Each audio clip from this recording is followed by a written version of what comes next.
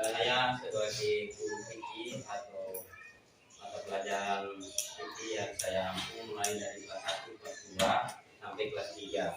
Sebelum kita mulai materi tersebut, mungkin alangkah lebih baiknya kita minta salah satu dari teman adik-adik untuk pimpin doa. Silakan.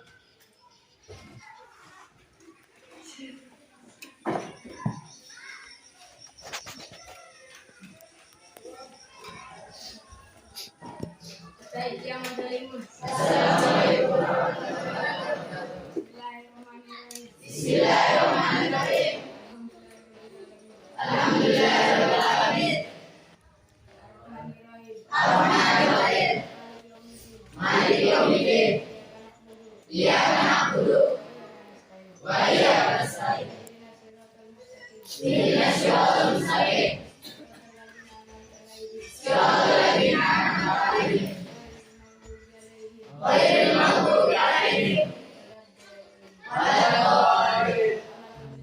Alhamdulillah wa malaikatihi wa kutubihi wa rusulihi wal yawmil akhir wa bil qadari wa khairi wa syarri minallahi ta'ala.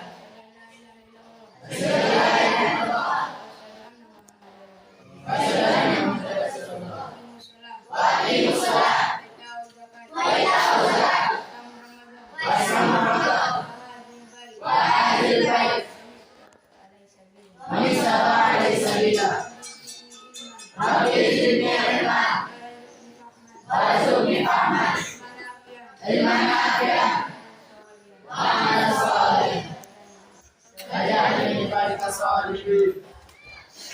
Baik adik-adik, tadi teman-teman adik-adik sudah telah memimpin doa. Pertama-tama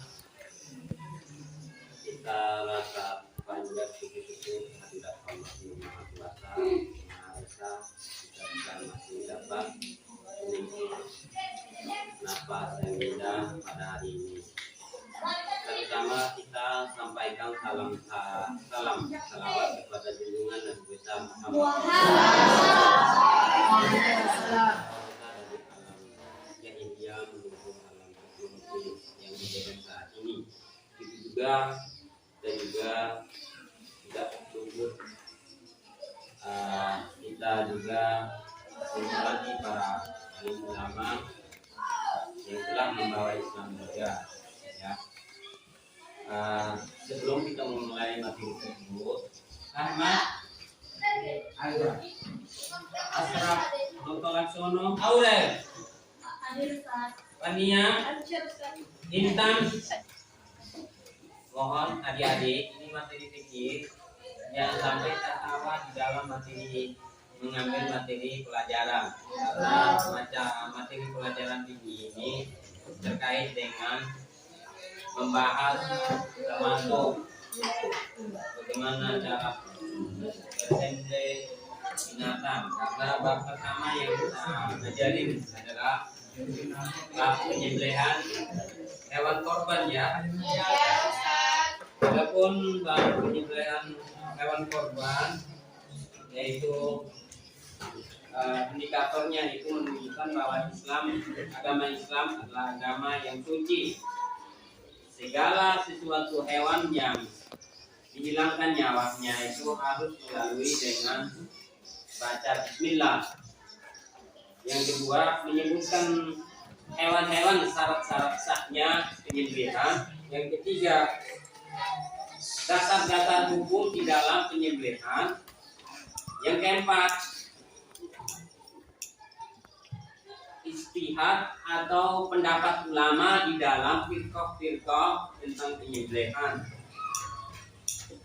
Nanti ada kemarin makalah yang ditugaskan untuk adik-adik, mungkin dibagi beberapa kelompok. Ada berapa kelompok kemarin? 4. Ada kelompok, dan ini kelompok 2 yang akan mempresentasikan makalah tentang penyembelihan. Itu indikator dari pembelajaran. Dan yang kedua,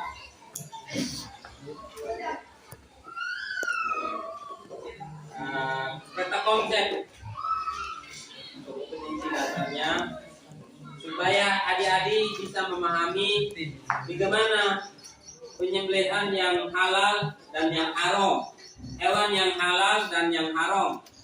Bagaimana adik-adik bisa mengimplementasikan dari sekolah yang Anda dapat ilmu sampai ke masyarakat. Dalam makalah akan menjelaskan pengertian penyembelihan hewan, hewan-hewan apa aja yang disembelih, mulai dari sapi, kerbau, unta, domba, kambing. Itu akan dijelaskan oleh pemateri nanti. Yang kedua yaitu dasar-dasar akli, dasar-dasar nakli dan akli ketika di dalam presentasi makalah. Nanti mungkin dari pemateri akan mempresentasikan makalah ya. Jadi untuk mempersingkat waktu, mari adik-adik akan mengamati makalah atau menanyakan ketika nanti oleh kelompok 2 mempresentasikan makalah tentang fikih dan penyembelihan. Untuk itu saya memberikan kesempatan kepada kelompok 2 untuk mempresentasikan makalah. Silakan. Assalamualaikum warahmatullahi wabarakatuh. Waalaikumsalam warahmatullahi wabarakatuh. Baik teman-teman, kami kelompok 2 akan mempresentasikan makalah tentang penyembelihan binatang. Sebelum itu kami ingin memperkenalkan diri. Perkenalkan, nama saya Intan Radiah Makaram, biasa dipanggil Intan. Perkenalkan, saya Lestari Rupiah Makaram, biasa dipanggil Lestari. Perkenalkan, nama saya Intan Perkenalkan, nama saya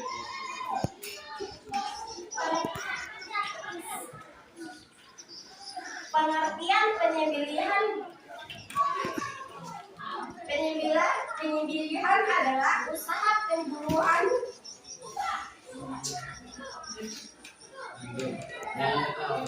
hewan, umumnya hewan yang dimakan oleh manusia dalam hal ini.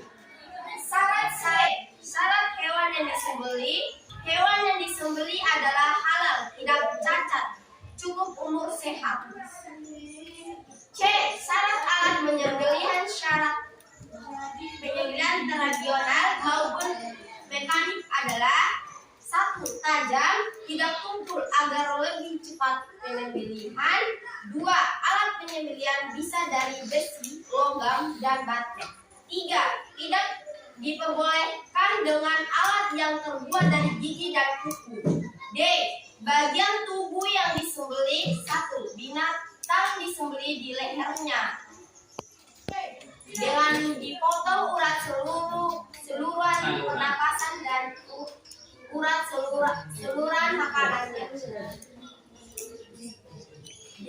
Binatang yang tidak dapat disembelih di lehernya karena liar atau jatuh ke dalam lubang. Menyembelihnya dilakukan di bagian mana saja dari badannya asal bisa mati. Ada yang ingin bertanya? Yang saya mempresentasikan makalah yang saya mempresentasikan tadi. Mungkin untuk adik-adik ada yang bertanya tentang makalah yang dipresentasikan oleh teman-teman kelompok 2 dalam bab penyembelihan hewan kurban. Mungkin dari kelompok 1, 2, 3, 4, silakan. Bang, baca. Ayo baca. Apakah boleh sembelihan kaum Nasara dan Yahudi dimakan atau tidak dalam pandangan Islam? Ada teman-teman yang bisa menjawab pertanyaan tersebut. Apakah boleh sembelihan orang Kristen dan Nasrani dimakan atau tidak? Ada yang bisa menyanggah? yang bisa memberikan jawaban? Silakan. Oh ada. Nama siapa? Silakan. Nama lengkap. Ya. Abdul Rahman. Silakan Abdul Rahman. Dalam pendapat Syekh Mahmud dan Imam Syafi'i menjelaskan bahwa boleh memakan sembelih orang Yahudi dan Nasrani sesuai dengan hadis Rasulullah. Diriwayatkan oleh Siti Aisyah, suatu saat ada orang Yahudi mengantar daging kepada Nabi Muhammad dan Siti Aisyah. Siti Aisyah bertanya, wahai Rasulullah, apakah boleh makan daging tersebut atau tidak? Dijawab oleh Rasulullah, boleh, tapi jangan baca bismillah. Begitu juga ada dalil dari Natli dari surat Al-Maidah ayat 5 yang artinya sembelihan ahli kitab tetap halal hukumnya selama memang pada saat penyembelihan tidak ditujukan tujuan agama mereka. Itu tadi menurut pendapat teman sahabat Abdul Rahman mengatakan bahwa boleh memakan sembelihan orang Yahudi dan Nasoro asalkan pada waktu penyembelihannya bukan untuk ritual ibadahnya mereka ya. Jadi darurat dipanggil dalam undangan darurat itu dalam menurut hadisnya yang dijelaskan oleh Abdul Rahman. Apakah dari pemakala atau dari kelompok yang lain puas atau tidak? Kalau tidak puas jangan mengamini apa yang dikatakan oleh beliau yang oleh Abdul Rahman. Boleh mengeluarkan pendapat lain dengan dalil yang kuat, silakan. Ada? Silakan.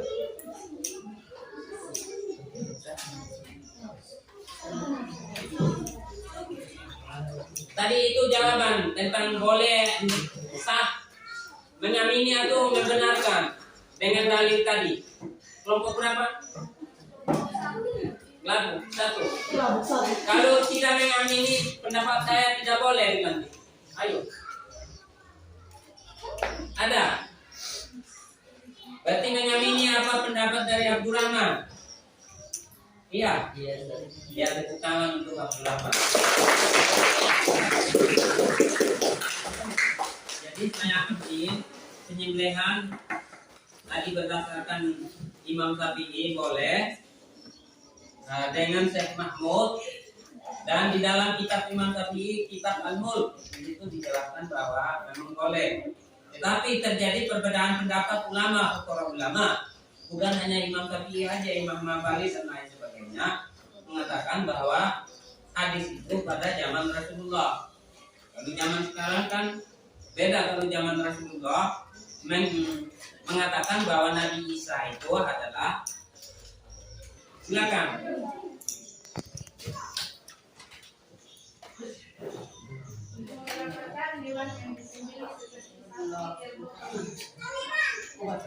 Umur berapakah hewan yang disembelih untuk hewan korban? Mungkin yang pemateri sendiri bisa menjawab. Kalau bisa, kalau tidak ya boleh ada yang bisa menjawab dari kelompok lain. Ya sudah. Nama siapa? Nama? Fauzan. Oh ya. Kambing umur 2 tahun dan memasuki 3 tahun. Terus. Kerbau? Unta. Ya, unta 1 tahun. Lanjut. Oh, berganti gigi. Sapi dan kerbau 3 tahun. Mungkin tadi yang tanya siapa namanya? Ini Puas dengan pertanyaan apa jawaban dari Fauzan? Apakah masih ada dalil yang Anda jangan mengamini apa yang dikatakan oleh Fauzan? Anda harus juga bisa. Yang kelompok ini, kelompok 4. Puas. Pemateri. Memang tadi pemateri itu tidak menyebutkan umur daripada hewan yang dikorbankan atau yang disembelih, ya. Ada lagi yang hewan atau ternak?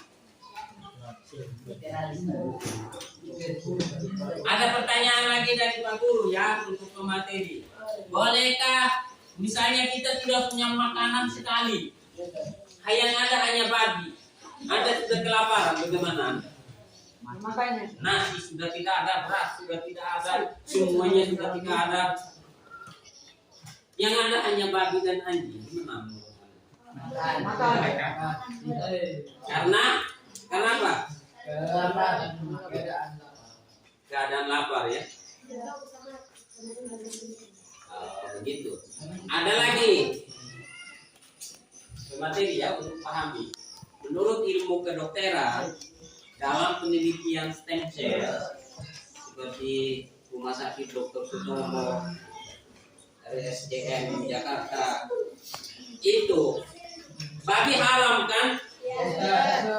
Tetapi ketika misalnya untuk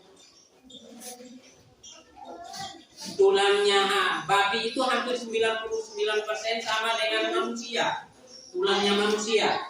Bolehkah kita mencangkokkan tulang babi ke tubuh manusia?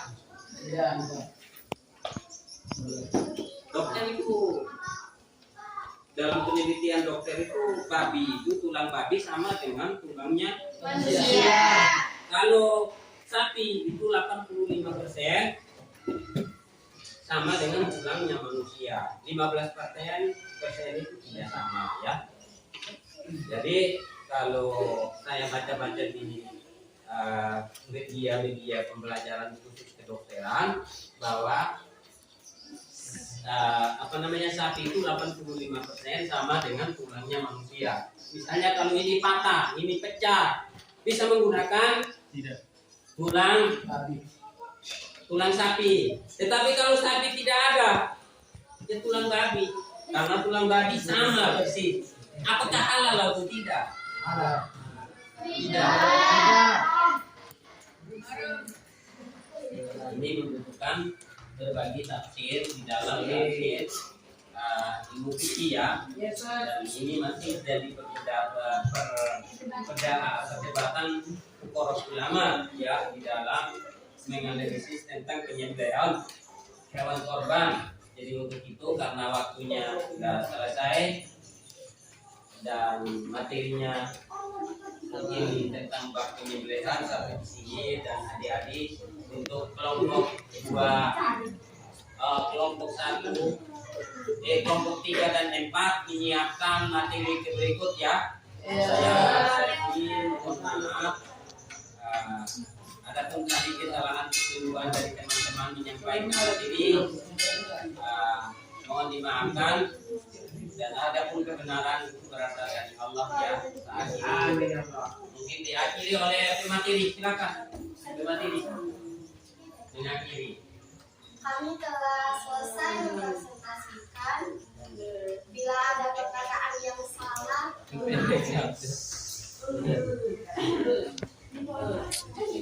mohon maaf. Wassalamualaikum warahmatullahi wabarakatuh.